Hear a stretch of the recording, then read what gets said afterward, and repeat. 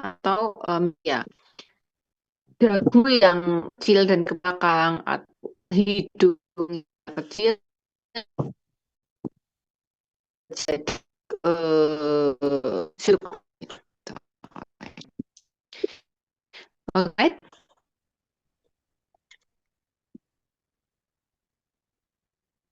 next slide dulu. Ya.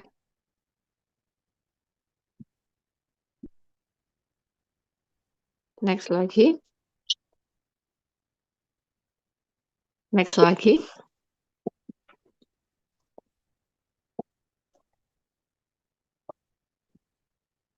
Next slide. Ya, ini ya. Jadi, tadi sudah kita bahas ya, sleep disruption atau tidur yang putus-putus, fragmentasi tidur itu bisa menyebabkan kelainan apa ya, sistem DM, kemudian serangan jantung. Ternyata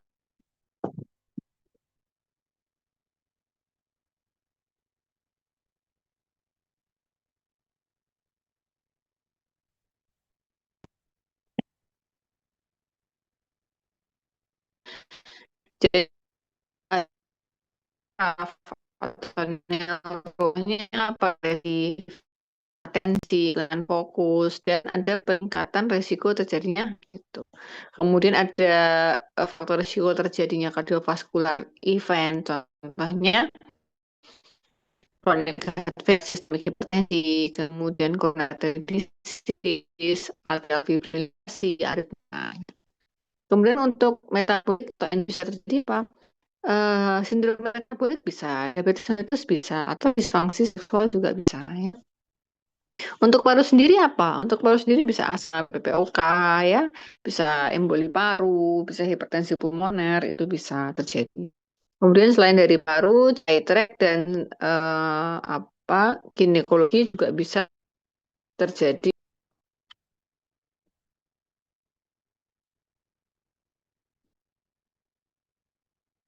Next slide dulu. Ya, jadi setelah kita tahu ya tadi definisinya apa, kemudian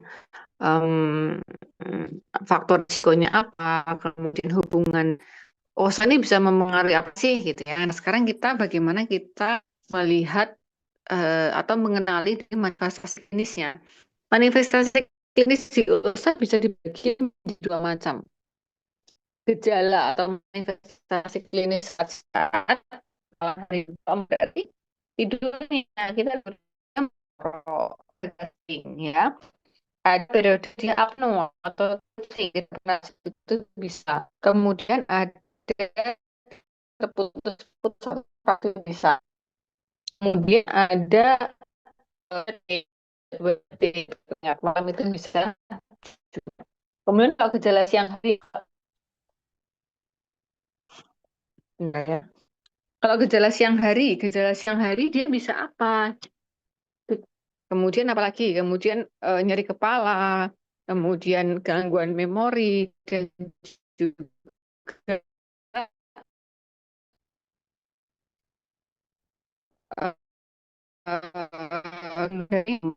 ya. Nah,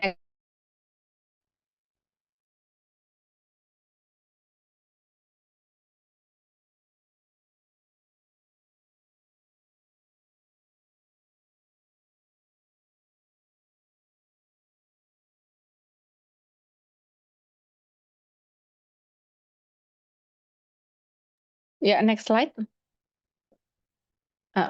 Next slide lagi.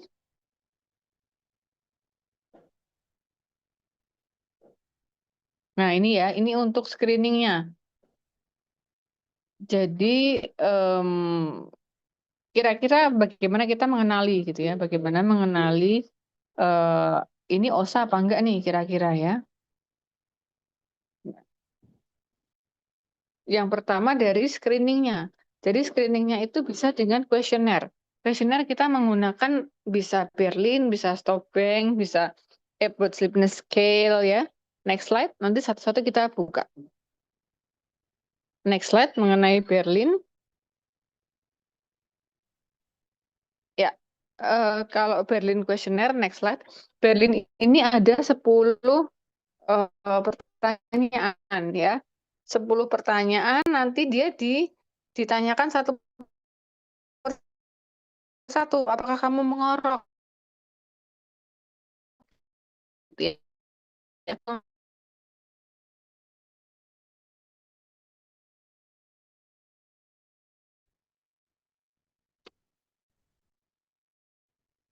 ya, Mas ini mengorok atau tidak. Kemudian ketika mengorok, iya merokoknya keras.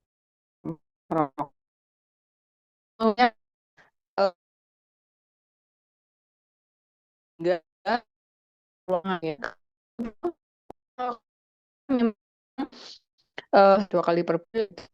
Nah, mengoroknya itu dia mengganggu orang juga ya. Nanti sampai 10 per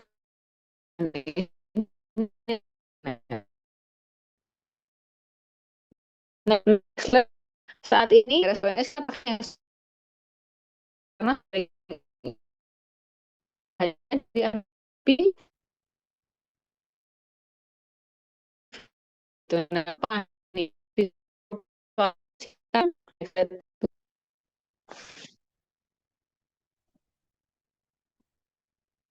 next slide.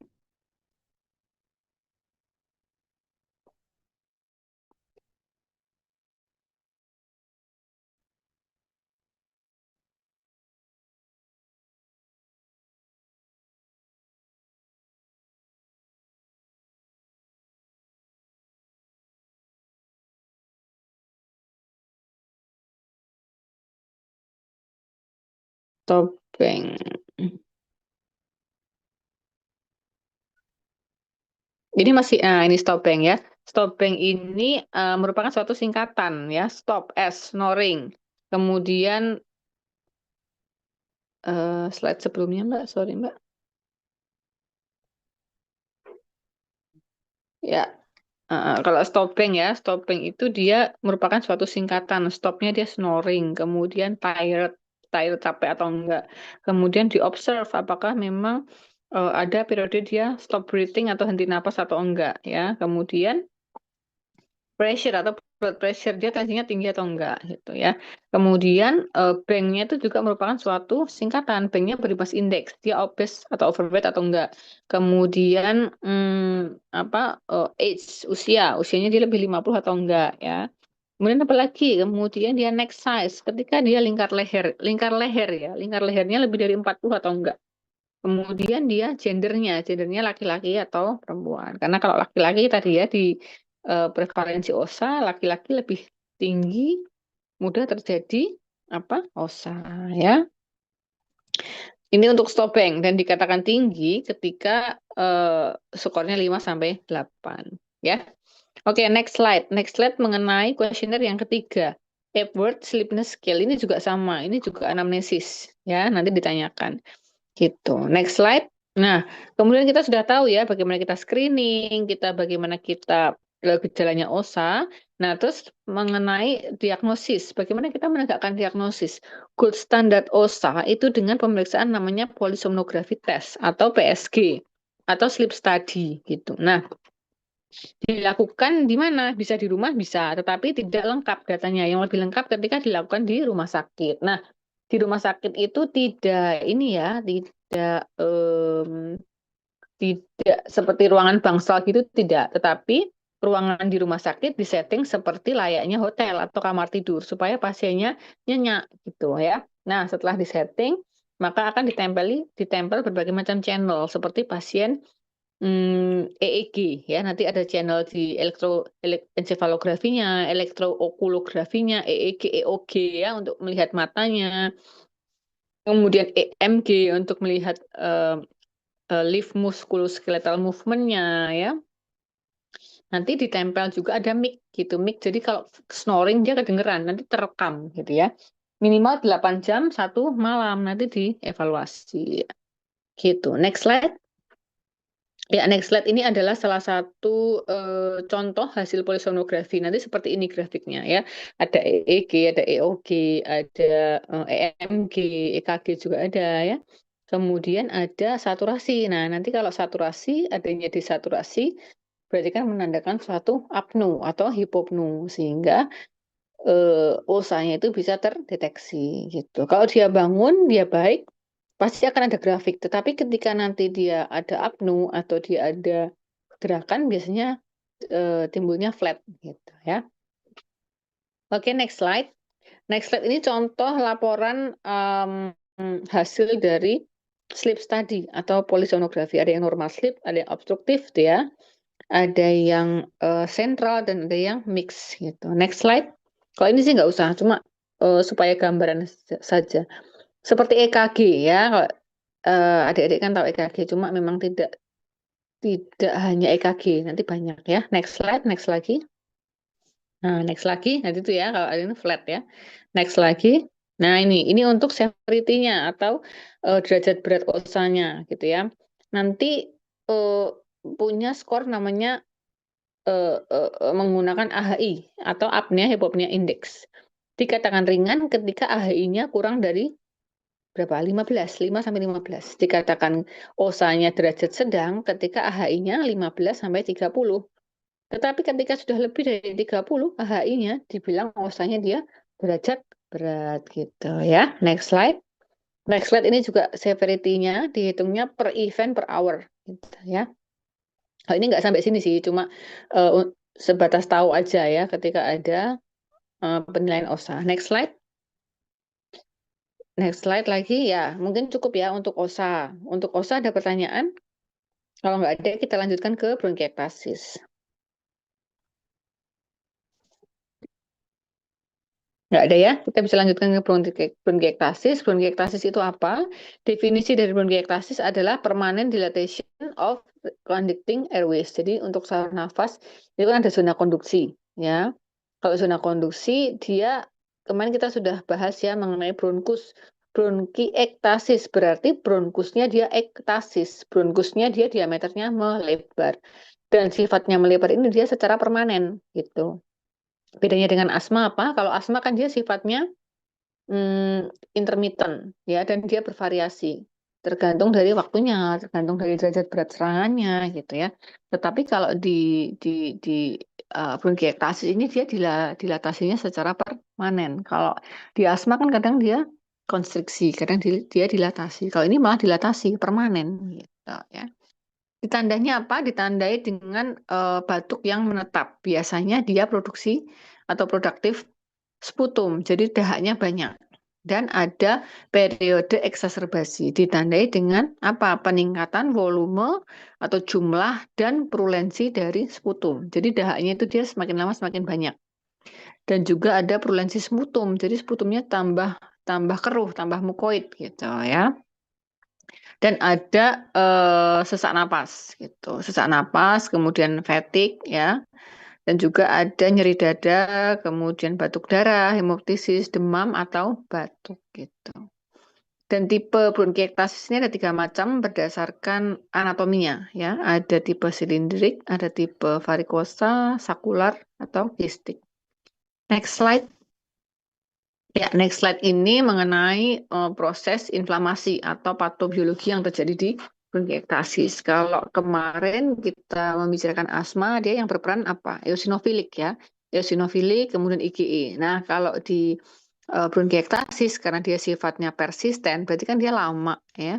Kalau lama, ketika ada periode akut, ada eksaserbasi, maka ditandai oleh apa? Neutrofil ya, kondisi-kondisi akut seperti pneumonia, seperti PPOK eksaserbasi, pasti yang meningkat apa? Neutrofilnya gitu ya. Jadi ada inflamasi neutrofil, kemudian terjadi distortion atau apa ya, perubahan bentuk atau distorsi ya, dan juga ada kelainan atau kerusakan dari airway. Dia akan menyebabkan kelainan dari mucus clearance. Maksudnya apa? Bersihan mukusnya, pengeluaran mukusnya dia jadi abnormal. Harusnya dahak yang bisa keluar, tetapi karena ada ektasis, dia susah untuk dikeluarkan gitu ya. Kemudian terjadi mukus yang stasis, jadi mukusnya dia menetap, susah untuk keluarnya. Dan dahak yang terkumpul atau mukus yang di posisi ini tadi, dia dapat meningkatkan faktor resiko kolonisasi dari bakteri gitu ya. Nah, selain itu apalagi sih? Selain itu faktor yang berkaitan dengan bronkiektasis, contohnya apa? Contohnya ada clearance, impaired mucociliary clearance. Pada penyakit apa? Misalnya pada penyakit primary ciliary dyskinesia. Contohnya apa? Bayangkan kalau kita di epitel saluran nafas itu kan ada epitel, ada silianya. Ya, seperti di rongga hidung kan ada silianya, ada bulu-bulu halusnya gitu ya.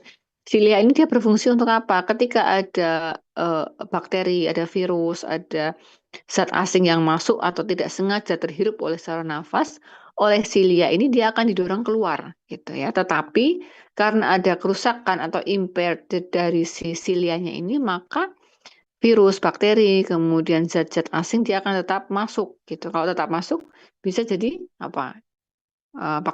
Infeksi bakteri pun bisa gitu. Atau contohnya apa? Infeksi TB, infeksi tuberkulosis itu kan dia merusak dari parenkim ya sehingga terjadi ektasis juga bisa gitu.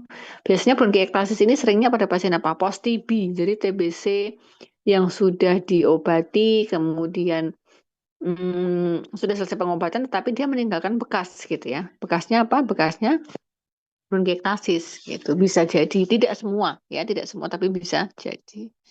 Oke, next slide.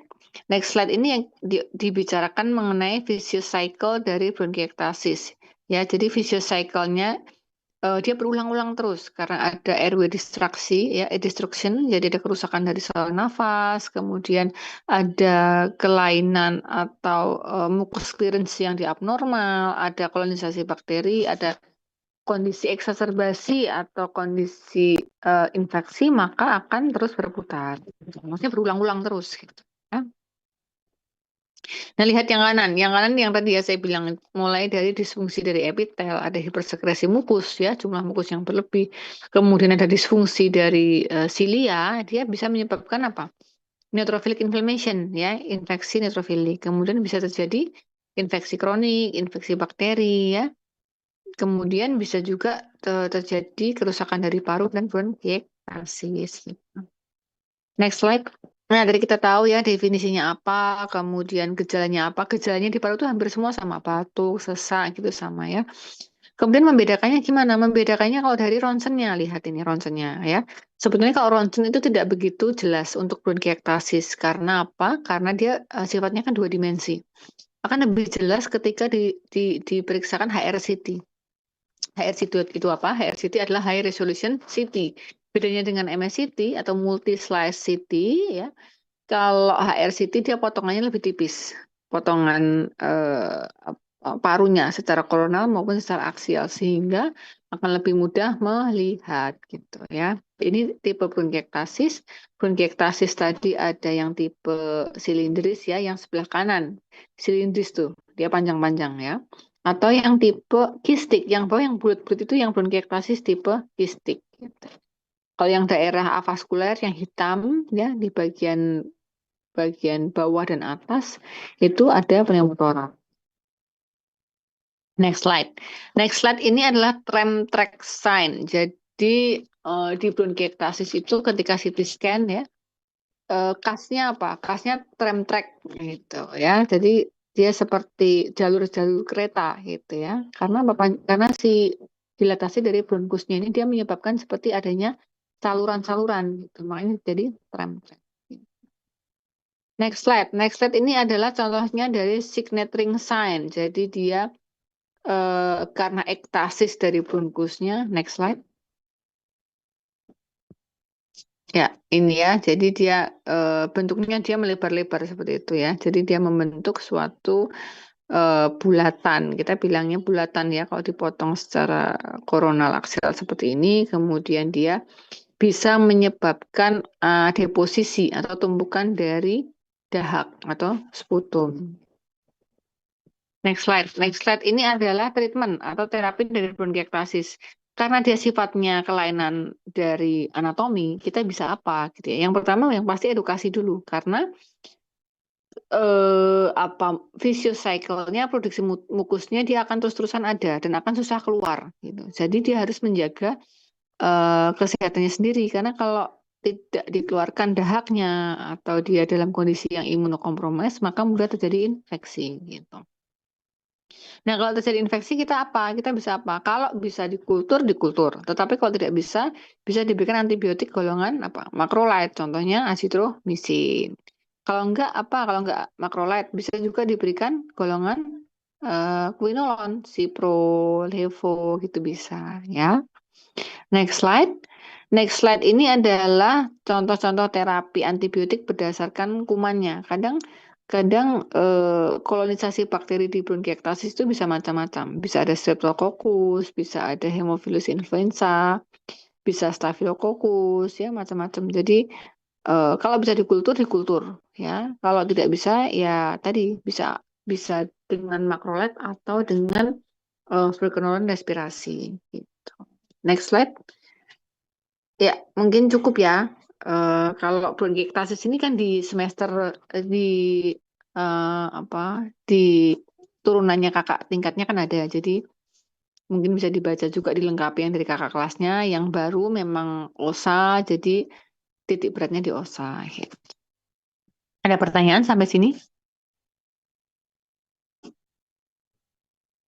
Cukup? Ya, kalau cukup bisa dicukupkan ya. Nanti silakan absen di OCW-nya, sudah bisa dibuka, sudah bisa absen. Kemudian kalau ada pertanyaan nanti kalau ada yang mau WA nggak apa-apa, silakan saja. Ya, terima kasih. Saya cukupkan. Bisa kembali ke aktivitasnya. Semoga bermanfaat. Izin live Recording ya. stopped.